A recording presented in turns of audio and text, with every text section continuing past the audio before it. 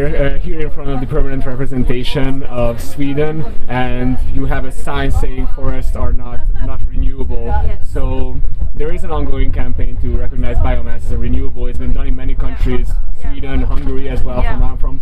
So what do you think this trajectory is, and how can you combat it? I think that it's one of many loopholes that are being used by countries and industries in order for them to stick to burning and to stick to basically emitting CO2. Burning biomass emits more CO2 per energy unit than many fossil fuels. So while the industries can say that we're doing this fossil-free and renewable, they can still be using harmful methods that harm not only the climate but also the environment, and therefore also human rights. And we cannot let that happen. We cannot have false and fake renewable energy sources. Also, there have been problems that forest or logging has been illegal in many countries, so forests have been cut down, which are not supposed to be cut down. Do you think there can be a better enforcement mechanism that would make it a bit more sustainable? We need many things. We need to focus on what kinds of forests that we're cutting down and what we're using it for and how we're cutting it down. Right now we're doing all of these three the wrong way, at least in Sweden, and Sweden wants to expand its forestry model, which we cannot let happen. And right now when they hold the presidency, there's a big risk that may impact the outcomes of these discussions and trilogues. And we need much stronger forest monitoring. And right now I think what we can do, and what we are trying to do here, is to raise the alarm about this, raise awareness, because this is something that many are not aware of is happening. And it's a clear example of when greenwashing is being put into use, where people's lack of awareness about these issues can be used as a weapon against the climate and environment, while saying that what we're doing is green when it's in fact not, and when it's in fact in many cases even worse for the climate and environment. And being here in Brussels, who is the message intended for? For many people, especially the people in general, to see that Sweden right now is one of the bad guys, but also of course directly to Sweden in the EU and politicians there. So it's on many different levels.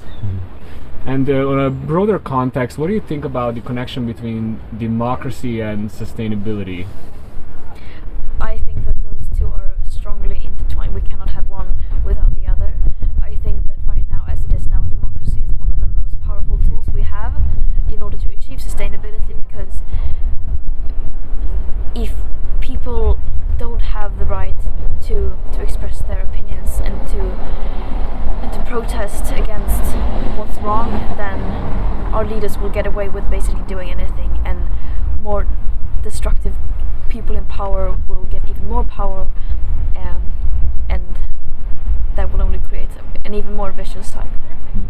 And this action you're doing has been going on for many years now, and as a fellow activist, I know this can be very tiring mentally and psychologically. So what would you say would be a highlight in your, let's say, career that keeps you going? I would say seeing all the other activists who are doing the same thing, fighting for the same cause. I think we can't do this alone, so I think the most important thing as an activist is to find a community, take care of each other, because that also reminds you what you're fighting for. And just a last question. It's been in the news cycle that they want you to grant you an award in theology recently. So what's your take on that? Will you accept that award, or what do you think about it? Yeah, I guess so, but I won't be able to accept it because I have graduation that time myself. Okay, but are you comfortable with sharing your beliefs? Because it's kind of interesting if you're a Catholic university, for example, grants you an award. Can you accept it if you're not from that denomination? I don't think that's interesting for people to know.